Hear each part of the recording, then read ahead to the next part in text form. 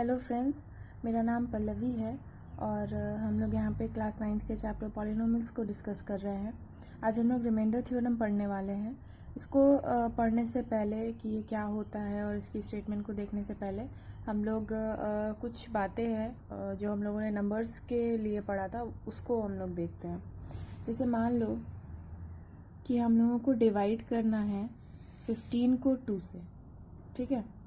तो हम लोग इसको कैसे डिवाइड करते हैं? 2 15 यानी 2 7 14 और ये 1, ठीक है। अब ये जो नीचे बच गया है इसको हम लोग क्या बोलते आ रहे हैं? रिमाइंडर। सभी को पता है ये सब। 7 क्या हो गया आपका? कोशेंट। 2 क्या हो गया आपका?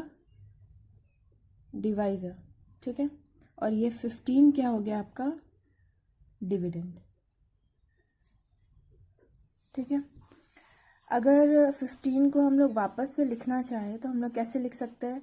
2 इंटू 7 प्लस 1, रिमाइंडर हम लोग ऐड कर देंगे तो हम लोगों को वापस क्या मिल जाएगा? 15 मिल जाएगा।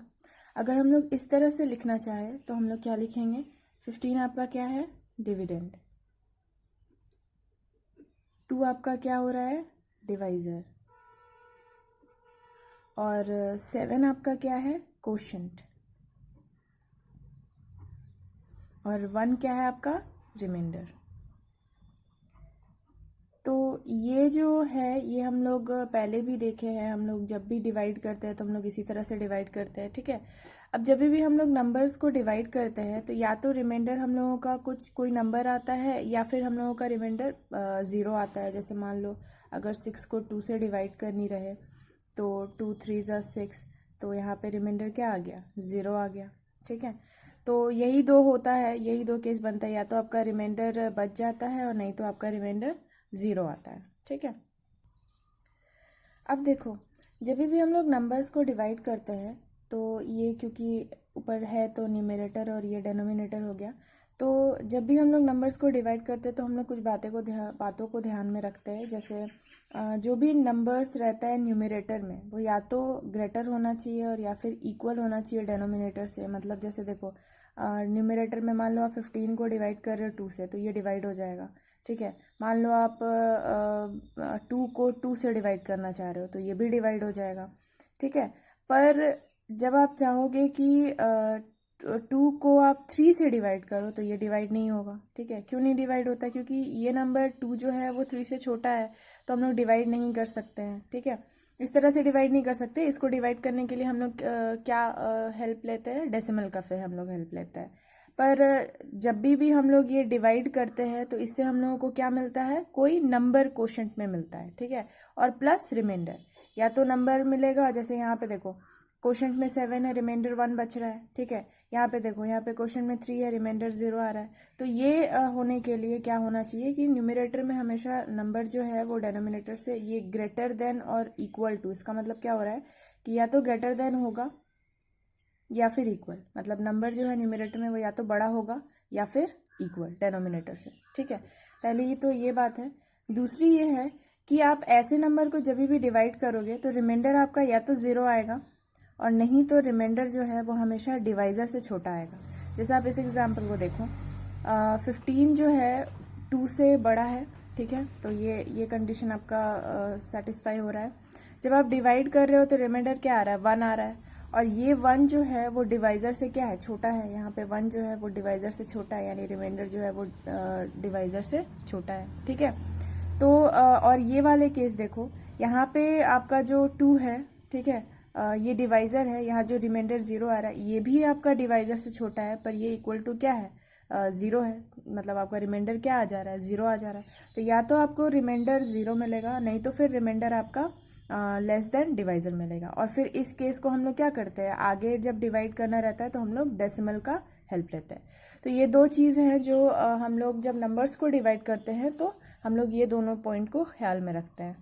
अब हम लोग पॉलिनोमियल्स को डिवाइड करना सीखेंगे कि पॉलिनोमियल को डिवाइड करते वक्त क्या क्या चीज़ को हम लोगों को देखना पड़ जाता है। जैसे मान लो कि px यहाँ पे कोई पॉलिनोमियल है, ठीक है, जिसको हम लोग पॉलिनोमियल जिसकी वेरिएबल क्या है? x है, इसको हम लोग डिवाइड कर रहे हैं qx से, ठीक है। तो कुछ इसी तरह हम लोगों को डिवाइड करनी है। पी एक्स आपका डिविडेंड हो गया और क्यू एक्स आपका क्या हो गया, डिवाइज़र हो गया। अब ये जब हम लोग डिवाइड करते हैं तो हम लोग कब डिवाइड करेंगे ये हम लोग देखते हैं। इसमें हम लोगों को डिग्री देखनी पड़ती है, ठीक है। न्यूमिरेटर ये जो पी एक्स है वो आपका न्यूमिरेटर हो गया और डेनोमिनेटर में क्या है, क्यू एक्स। तो हम लोगों को इसमें क्या देखनी पड़ेगी, डिग्री देखनी पड़ेगी। तो degree of polynomial in numerator, ये क्या होना चाहिए, degree of polynomial in numerator ये ग्रेटर देन इक्वल टू होनी चाहिए degree of polynomial in denominator से, ठीक है। तो ये होनी चाहिए। अब यहाँ पे ये मैंने साइन यूज़ किया है, इसको मैं आगे समझाऊंगी कि ये क्या है। जब आप ऐसा करोगे तो आपको दो चीज़ मिलेगी, या तो आपको रिमाइंडर जो है वो इक्वल टू ज़ीरो हो जाएगी, रिमाइंडर आपका ज़ीरो आ जाएगा, या फिर रिमाइंडर मतलब डिग्री ऑफ रिमाइंडर ये लेस देन आएगी डिग्री ऑफ क्यू एक्स। यहाँ पे ये जो क्यू एक्स है ये आपका क्या है, डिवाइज़र, ठीक है। डिग्री ऑफ क्यू एक्स यानी डिवाइज़र की डिग्री से रिमाइंडर की डिग्री छोटी आएगी, ठीक है। अब मैं आपको अच्छे से समझाती हूँ कि ये क्या है। सबसे पहले तो ये देखो कि ये साइन क्या है, ठीक है। इसका मतलब होता है कि या तो ग्रेटर देन या फिर इक्वल टू, ठीक है। अब आप आगे समझो कि यहाँ पे degree of polynomial in numerator यानी किसकी बात कर रहे हैं, पी एक्स की बात कर रहे हैं, क्योंकि न्यूमिरेटर में क्या है, पी एक्स है, ठीक है। उसकी डिग्री या तो बड़ी होनी चाहिए या इक्वल होनी चाहिए, किसकी डिग्री से, डेनोमिनेटर की डिग्री से। यहाँ डेनोमिनेटर का मतलब क्या हो गया, डिवाइजर की डिग्री से, ठीक है। पॉलिनोमियल जो आपका न्यूमिरेटर में है यानी जो डिविडेंड है उसकी डिग्री, ठीक है, या तो बड़ी होनी चाहिए या इक्वल होनी चाहिए डिवाइजर की डिग्री से, ठीक है। जब आप ऐसे पॉलिनोमियल को डिवाइड करोगे तो आपका रिमाइंडर, क्योंकि हम लोग जब डिवाइड करते हैं तो हम लोग रिमाइंडर को ही देखते हैं कि क्या आ रहा है, तो या तो रिमाइंडर आपका ज़ीरो आ जाएगा, ठीक है, या फिर रिमाइंडर की डिग्री लेस देन आएगी डिवाइजर की डिग्री से, ठीक है। अब यहाँ बड़ी और इक्वल का मतलब क्या हो रहा है, डिग्री। यहाँ पे देखो, मान लो आप एक्स क्यूब ले रहे हो और नीचे एक्स ले रहे हो, ठीक है। तो न्यूमिरेटर की डिग्री क्या हो गई, 3, डेनोमिनेटर की डिग्री क्या हो गई, 1। तो ऐसे केस में आप डिवाइड कर दोगे तो आपको क्या मिलेगा, रिमाइंडर 0 मिलेगा, क्योंकि हम लोग जब डिवाइड करते हैं तो हम लोगों को क्या मिलता है, क्वोशिएंट। ये आगे और अच्छे से आपको समझ में आएगा, अभी मैं बस यहाँ डिग्री बता रही हूँ। दूसरी चीज़ है कि इक्वल होनी चाहिए, ठीक है। तो इक्वल का मतलब क्या हो गया, आप जैसे x बाई एक्स कर रहे हो, ठीक है, तो इसकी भी डिग्री 1 है, इसकी भी डिग्री 1 है, यानी ये इक्वल है, यहाँ पे भी आप डिवाइड कर सकते हो, ठीक है। तो ऐसा जब रहेगा तो आप आगे डिवाइड कर सकते हो, और जब आप डिवाइड करोगे तो या तो रिमाइंडर 0 आएगा और नहीं तो रिमाइंडर की डिग्री डिवाइजर की डिग्री से छोटी आएगी, ठीक है। अब इसको और अच्छे से हम लोग पॉलिनोमियल के हेल्प से समझते हैं। मान लो पी एक्स, यहाँ पे मैंने लिया है x cube minus 3x square plus x, ठीक है। ये एक पॉलिनोमियल है जिसकी डिग्री क्या है, 3 है, क्योंकि वेरिएबल के हाईएस्ट पावर क्या है, 3 है, तो उसकी डिग्री क्या हो गई, 3। इसको मैंने डिवाइड करा है क्यू एक्स, और ये क्यू एक्स है आपका एक्स, ठीक है। तो इसकी डिग्री क्या है, 1। तो 3 यहाँ पे क्या हो गया, ग्रेटर देन 1, ठीक है। इसकी डिग्री डिवाइजर की डिग्री से बड़ी है, ठीक है। तो आप आगे इसको डिवाइड कर सकते हो। अब क्वेश्चन है कि इसको कैसे डिवाइड किया जाए। यहाँ तो आपको तीन टर्म है और यहाँ पे आपको एक ही टर्म है, तो उसको कैसे डिवाइड किया जाए। तो देखो, जैसे मान लो x प्लस 2 है, ये कोई एक्सप्रेशन है और इसको 2 से डिवाइड करनी है, तो इसको हम लोग क्या करते हैं, ऐसे लिख सकते हैं ना, x बाई 2 प्लस 2 बाई 2, ठीक है। क्यों कर सकते हैं, क्योंकि 2 और 2 का एलसीएम 2 ही आएगा, ठीक है। जब डेनोमिनेटर सेम रहता है तो वही नंबर आपको एज ए एलसीएम मिलता है, तो आपको वापस से यही टर्म मिल जाएगा। तो जब आपको एक नंबर है डेनोमिनेटर में, ठीक है, या एक एक्सप्रेशन है डेनोमिनेटर में, तो आप इसको सेपरेट करके यहाँ वाले साइन के साथ सेपरेट करके अलग अलग लिख सकते हो, ठीक है, क्योंकि डेनोमिनेटर तो सेम रहेगा तो आपको एलसीएम सेम मिलेगा। लेकिन अगर मान लो एक्सप्रेशन कुछ इस तरह से है कि 2 बाई एक्स प्लस 2 लेकिन हम लोग अगर ऐसे है 2/x+2, तो इसको हम लोग 2/x और +2/2 नहीं लिख सकते हैं, क्योंकि जब हम x और 2 का एलसीएम लेंगे तो ये 2 × x आएगा, 2 + x नहीं आएगा। तो इसको पार्ट बाय पार्ट तभी हम लोग कर सकते हैं अगर मतलब इसको सेपरेट करके इसके साइन के साथ तभी हम लोग लिख सकते हैं अगर ऊपर वाले एक्सप्रेशन ऊपर में कोई पॉलिनोमियल हो और नीचे में सिर्फ एक ही कोई एक्सप्रेशन हो या फिर कोई एक ही नंबर हो। ठीक है, तो इसको हम लोग पार्ट बाय पार्ट कैसे करके लिखेंगे, x³/x, फिर यहाँ साइन माइनस है तो -3x²/x, प्लस है तो +x/x। ठीक है, अब देखो यहाँ पे छोटे छोटे अलग अलग पॉलिनोमियल्स हो गए हैं, यहाँ पे x³ है, यहाँ 3x² है, यहाँ पे x है, और सभी की जो डिग्री है वो डेनोमिनेटर वाले पॉलिनोमियल से क्या है, बड़ी है। ठीक है, अब जब भी बेस सेम रहता है और डिवाइड में रहता है तो हम लोग क्या करते हैं, एक्सपोनेंट एंड पावर में हम लोगों ने पढ़ा है कि इसमें पावर क्या हो जाता है, माइनस हो जाता है।